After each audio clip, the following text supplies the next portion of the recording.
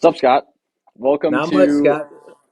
welcome to the first well, not the first, but the first time you and I are hopping on an interview and talking about what we do for work because most of the time when we hang out it's at races and we just talk about racing.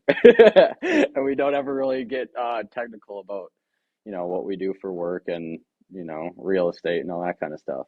So, why Yep. don't you start off by kind of talking about what you do, how you got there, what your favorite avenue of income is, whatever you want. Got it. Okay. So we have to talk about work, not racing, huh? All right. Yeah, unfortunately. I know. What a bummer. So basically, I have several different companies that I have. My first and my oldest one is I'm a mortgage broker. So long story long, back in 2001, I used to be a day trader and I used to make a lot of money and I lost it all. And I realized, like, okay, this isn't a good career. This is a good way to live. And so I tried to figure out what I was going to do next. And I just so happened to have a friend who is a financial advisor. And I was just talking to him. And he goes, you know what I really need is a guy to send my clients a mortgage to. And I'm like, done. I'll figure it out. So I literally just from that created my mortgage company. And obviously, it was in 2001. I started doing pretty well. And then when I had a little extra income, it just so happened that my aunt was looking for a place to live. She couldn't afford one. But an easier way to get into a place is to buy a duplex. So she asked me if I was willing to go on halvesies with her. She would live in the top floor, and then I'd rent out the bottom floor. It worked out great for me because literally we bought it and she did everything. And I thought, wow, this is super easy. This is super nice. I'm making money and not even having to do anything. So from there, I ended up buying more properties because I realized how easy it was. And it turned out to be pretty good. And then my last little revenue stream is a few years ago, my dad moved out of our house into a nursing home, and my sister and I, we really loved the house. We didn't want to sell it, and so we just turned that into an Airbnb. It's over in Door County, so it made more sense to be more short-term rental. So that's by the day and by the week. And so that's another avenue. To answer your question, which one's the best? It depends on the day. They can all be good and they can all be big headaches, but I would say overall, um, the rentals that I have here are probably the best because once the biggest key for rentals is finding good tenants, and if you have good tenants, then it's just basically all you're doing is collecting a check every month, and it's like, wow, this is pretty easy. This is pretty nice. So I would say as of right now, my long-term rentals are probably the ones that are probably the nicest and easiest and best. And I mean, would you agree that all the headaches kind of come down to the operations? So how everything is operated? Absolutely. Totally. Yep. All the headaches are all about the operations, all about, you know, hey, this is going wrong, or hey, this isn't right, or cops get called for some reason, or in the mortgage situation, that's all about operations too, because that's all about a process. And in terms of, okay, this isn't right. Okay, this person's income is wrong, or okay, this person has something on their credit. So it's literally all about operations. So between your long-term rentals, so the house is here, and here is Minneapolis, St. Paul area, and the Yep. short-term rental in Door County, which is my favorite. Yours and mine How both. how are each like operational processes structured between the two? Are there any correlations or are they so far and different? They're actually quite a bit different just because short-term rentals is literally we literally charge by the day, versus my longer rentals that's by I sign a year lease. Hmm. So it's a little bit of a different scenario because obviously in the short term the turnover is a lot. So you're constantly getting new people. We advertise on Airbnb, so that's a constant advertising. There's constant inquiries about a property. There's constant questions. So from that perspective, is a lot more, um, how do you say it, labor intensive. Hmm. But then obviously from a rent perspective, you're getting significantly more per month for that property. So the more the labor, obviously, the more money you're getting in. Where the long-term rentals, basically all my rentals go from June 1st to end of May. So usually in the spring is when I start advertising. If they don't want to renew it, and then that's kind of a little bit of a process because people inquire and you have to show the place, and then you run background checks and that whole 9 yards. But usually, and then once they move in June, that's always a little chaotic because they're always like, hey, this light bulb doesn't work, or hey, our electricity went out, and all that kind of stuff. But then by July and August, then it's totally streamlined and not too labor intensive. By that point, you're really just making only thing you're really doing is if a tenant contacts you about an issue or a problem that they need to get fixed, and that's about it. So between your long-term rental and short-term rental, I know for the short term you have a property manager. Yep. The obvious reason is because it's 4.5 hours away, and that you can't do that every single week. Yep. Are you the property manager for the long-term rentals here in the Yep. cities? Yep. So pretty much I do everything A to Z. The only thing I don't do is if what I tell people is I pretty much have an average skill set of handyman. So lots of times they'll call me, and I'll show up. And to be totally honest, I would say half the time I show up, I make it worse instead of fix it. And then the lucky thing is I have a handyman that I call up, and I'll be like, yeah, John, yeah, I screwed this up even worse. Can you come and fix that? But it is shocking sometimes how. For lack of a better word, how dumb tenants can be. I've, I've literally had tenants call me for like the light bulb isn't working, and you show up and you just screw it in, tighten it a little bit, or hey, the electricity went out, and all of a sudden all you have to do is hit the reset button on the GFI outlet, or oh hey, there's water leaking out of the toilet, and all it is the flap is off. So Yeah. I'm pretty good at that stuff. Yeah, I can handle So that stuff pretty good. so you're the main property manager for the places here. You're not for the place across the state. Yeah, By design, is that how you wanted to do it? Because I see a lot of similar business owners to you, and some of them yeah, will hire property managers, so the owners are completely passive, but they take less of a cut. And yep. some of them are like you, to where they're more hands-on for the 3 or 4 times that they get called per unit. Yep. Yep. Um, So go ahead. do you prefer having to go down there and do everything, or do you kind of bounce back and forth by just putting a manager over everything? I mean, to be honest, it kind of goes. It all. To be totally honest, it depends on the day. Because property managers take 25% of rent, so that's a pretty good chunk. That's a Hmm. pretty good chunk of your profits because 25% of rent is about 50 to 60% of your actual profits, just because there's other expenses. So that kind of really takes a hit. But also, too, if you don't want to deal with all the problems or all the things that go on with it, that's a good way to go about it. But if you actually want to try and maximize your profits, then obviously, it's good to do it yourself. And then the key is, especially for the long-term rentals, is that, once you got it streamlined, paying 25% is crazy because, you know, they don't do a whole heck of a lot once the tenants are out. For the short-term rental, I do have to admit, like, that's a lot of labor, that you're Hmm. doing, you know. Obviously, like I said, the rents are higher, so, he gets paid quite a bit, but it all depends on how much work you want to do versus the money that you're going to make, to do it. So I would say I actually enjoy doing the managing myself and the properties here. Obviously, like you said, the property over in Wisconsin, it's 4.5 hours away, so I couldn't manage it. Hmm. But if I could, and the property was here, I probably would use a management company just because of the amount of labor intensive it is. Because it's easily a couple hours a day that he's doing something. So So between long-term rental and short-term rental, like all things considered, the finances, the cash it kicks, if yeah. you could focus on one, which one would it be? Would it be the long term?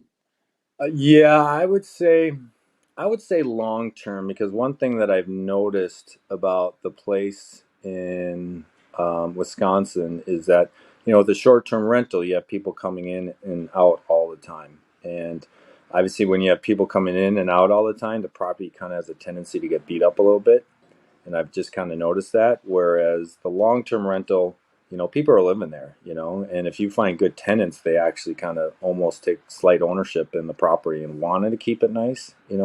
Whereas a Hmm. short term, they kind of look at it like, oh, this is a rental car, I'm going to beat the crap out of it. So I would say that I like the long term rental ease better, just because it it's just better on the property, because obviously when your property gets beat up, you're spending more money just repairing things, updating things, that kind of thing. So, Yeah. So in the long term, like obviously, I mean, would you agree that with the short term rental, the customer acquisition's a little bit easier? But uh, yeah, I mean, obviously this place is over in Door County, so the demand is super high. So, I hmm. mean, it's like we just opened up about 3 weeks ago for 2024, and the whole summer's almost booked already. So Oh, nice. that's pretty nice. Yeah. So I mean, that's kind of nice just because it's in a good area. Hmm. So that part is good. Demand is way better. Whereas obviously, properties here is a little more cyclical in terms of what rents are, in terms of what demand is in those rental areas, that kind of thing. So. So with customer acquisition being better with short term rentals, you would agree that top line's more than if it were a long term rental per month on a per month basis. Oh yeah, big But time. but you're saying with all the costs considered, so with people essentially treating the short term rentals like crap or like breaking stuff or any of that, Hmm. you would Hmm. say that long term thinking, like 1 to 3 years, your long term rentals are going to produce more bottom line for you. Is that kind of what you're saying? That's a great question, because it all. Um, yeah, I would say. I mean, because the short-term property, I mean, I probably get at least 2 to 3 times more per month in rent. So that's Hmm. that's a ton, that's a lot. But then obviously paying the management company, boom, that's 25%. And then, like I said, Hmm. the amount of you know repairs that you're doing, or there's just additional expenses, just like it's an Airbnb, so you got to supply towels, and you got to have dishes, and you have to have dish soap and all that kind of stuff. So um yeah, if if you're looking to maximize the most amount of money, short term is kind of nice. Hmm. If you're looking to make the most amount of money on a property, then I would say manage it and go short term. If you're looking for a little bit more of an easier route and long term commitment and more passive income, then it's probably, you know, do more of a long term rental situation. Because obviously there's pros and cons to both. So. Sure. Well, and then so going back to, because it all starts with people have to get to your property and actually pay you for being there. Hmm. When it comes to marketing, and I feel like I know the answer to this, but do you do any marketing now for either business, long term or short term? And if you don't do any marketing now, did you when you first started? And what did that look like? Or slash, what do you recommend for people getting into the space? Yeah. So on the place over in Wisconsin, the short term, like all it is listed on Airbnb, and that's it. But Airbnb in itself is a pretty good marketing company, because people just kind of know it. It's either Airbnb or VRBO, and that's Hmm. pretty much where they go. So you could kind of say from that perspective, it's an easy marketing avenue. On the long term rentals, the only thing I really do is, when I'm looking for tenants, is put it used to be Craigslist, and actually way back when you just put a sign out in front of the yard, and now that's gone. Then it would go to Craigslist, and now I guess Craigslist is now obsolete. Now everyone goes to Zillow. And so from that perspective, in terms of marketing, like, all you really do is list the property. Obviously, when it gets harder, you want to try and sell it better and make the listing snazzier and good pictures and all that kind of stuff. But when the demand is high, you can pretty much just, here, come take a look. you know so So the main like vehicle of marketing that you use was like listing tools, yep, essentially. yep, And is yep. there a listing tool between? obviously short term rentals, there's really only two of them. But Yeah. for long term rentals, is there a listing tool that you're pretty religious to? That if you were to pick one, you would pick this tool? So it's actually been kind of trending more towards, like I said, I used to use Craigslist all the time, and that was pretty basic. It would Hmm. just kind of a block in terms of what you want to do. And now it's trending more towards Zillow. And Zillow is pretty snazzy. You can do videos, you can do virtual walkthroughs, you can, you know, obviously Zillow's their own company so that you can pay your advanced, up up your listing where it's on the top of the list Hmm. and people start looking for your area. So yeah, I would say Zillow is definitely the kind of avenue that almost everyone is using now in terms of their marketing to list their properties, because that's just kind of they did a pretty good job in marketing themselves for you know property managers and rental property people to list it. And I think renters like using it too. So I would say Zillow is definitely the one that everyone uses. Is there one tool that you use that like a multi or a mass listing tool? So it's one piece of software, you put all your information in, and it blasts it everywhere. Is there one tool that you use to do that? I think No, those. yeah, there used to be one of those, just because there used to be so many different sites you could go to, and it was Hmm. exactly that. It was a sophomore that you would, software that you would purchase, and then it would spit it out to all the different things. But half of those listing companies are gone now. So it's literally Zillow's like they've kind of taken over. It's kind of like the Teslas of electric cars. They're they dominate the market. You know, so Okay. that's whatever. That's just kind of like everyone thinks of electric car, they think of Tesla, just like everyone thinks of renting, they think of Zillow now. Whereas like you said, probably 4 or 5 years ago, there was probably about half a dozen different, companies and sites, and you would have to, you know, send them out all along. Now you don't have to do any of them. See, that's one, like when I'm kind of looking in, because the whole back end company to this interview is a marketing company, and I'm always Yeah. trying to look at this space and figure out what tool people could benefit from. And the thing Hmm. I just mentioned and the thing we just talked about was this mass listing tool. Like in my head, I'm just like, how nice would that be if that existed? Yeah. But apparently, apparently it did exist, and now it's already It. gone. So, so Yep. I'm, Exactly. Yeah. You're about 5 years too late in terms of that idea, because yeah, it was literally that. Because like I said, there is the Saint University of St. Thomas website you could list on there. There's the University of Minnesota website you could list on there. It was Craigslist at the time. Back then that you had like whitepages.com you could list on it. And so literally you'd buy this software, and then you'd enter in all your information, your pictures and everything, and it'd go to all the different listings. But yeah, as it evolves, now it's just literally gotta. just Zillow. They made it easier for you. Yeah, I know. I mean, I think the platform that Zillow has, I think they did such a good job on it, and just a good marketing tool that they literally just crushed all the competition. Now they're a monopoly. They just own that. So, Yeah. So last question. Well, actually, a couple more questions, but last big question is long-term thinking. Um, 5 years, 3 years, whatever.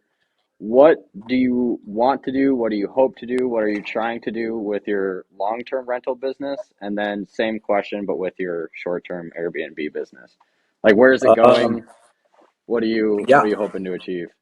No, I mean, the big thing about any sort of rental business is you got to think long term on it, because when you first buy a property, you obviously, most people don't have enough money to pay cash for it, so you're financing it. And then usually when you're financing it based on the purchase price, you're almost like you're not even going to cash flow. Your Hmm. mortgage payment's 2 grand a month, and you're bringing in 2 grand a month, and you basically just kind of doing it. But as it evolves, the nice thing is about mortgage payments don't change, but rents go up.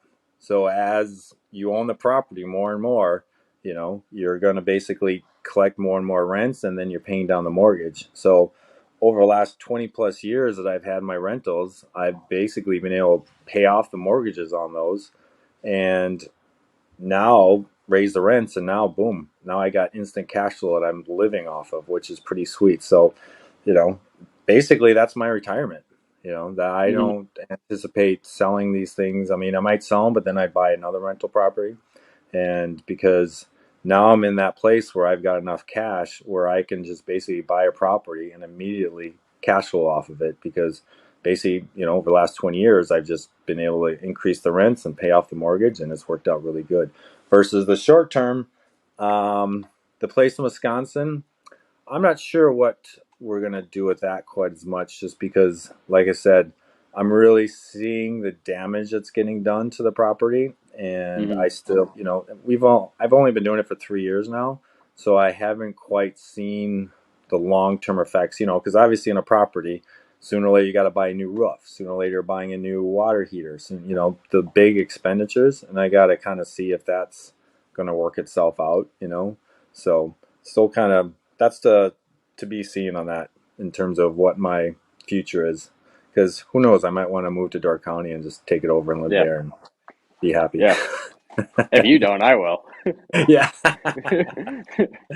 So, so do you find joy in playing the game, or do you find Totally. joy? Okay. Or do you like more of what playing the game gets you? I do like both. Obviously I like my Okay. lifestyle. I mean, look at Hmm. this. It's 12:30 and I'm chit chatting with you, and then after this I'm gonna go work out. I mean, Hmm. I've got a pretty good life. I'm not gonna lie. And all of that is basically because of you know what I've Well, got and what I've been doing. yeah. So yeah, I wouldn't change it. Well, Scott, I appreciate the insights um, from this interview. Two last questions.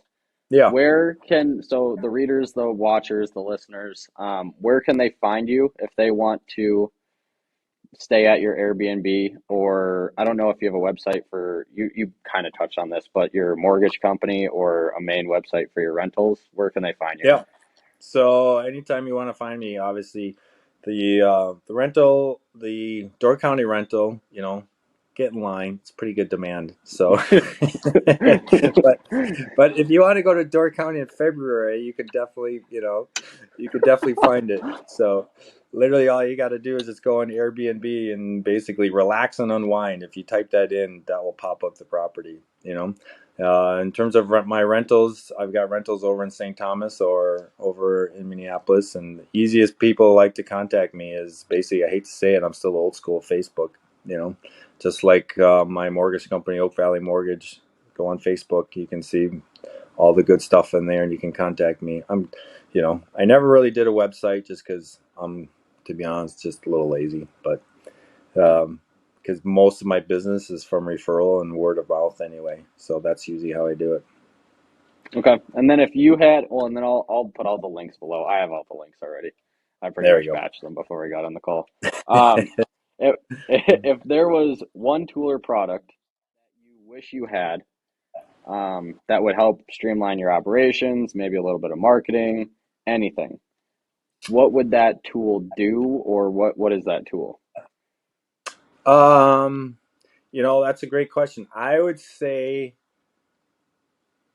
one thing that I never really did that I know would help me is pretty much what I just said. Is a good website, because I know that's the first thing that people do. They go online, they go to a website. So even a website for my properties, I think would be pretty good because, if someone could Google, rental properties by University of St. Thomas. Obviously, Zillow's the way to go, but if I had a website for that, that would be pretty sweet. And obviously, my mortgage company, it'd be huge to have a website. But sometimes I've looked into building a websites, and the ones that I see are pretty kind of clunky, and but if there was a nice, good, clean website and someone to manage that website, because that's kind of the other thing too, is obviously when you have websites, you've got to constantly update it, put new information out, keep it interactive.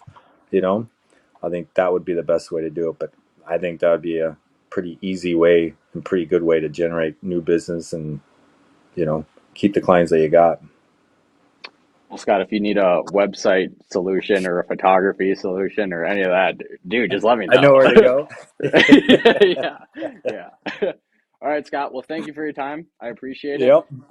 And next time we talk, I don't think we'll be at Maple Grove Try because that's this weekend, isn't it? Next weekend. So I guess that means you have to be there. Um, yeah, I guess I could make it. There I'm you heading out go. to Michigan. Yeah. So maybe So this weekend. next time we talk, we'll be in what leotards and There you go. and Spandex, skinny baby. swimsuits. Yeah. Yep. All right. All right. Sounds good, Scott. Take care.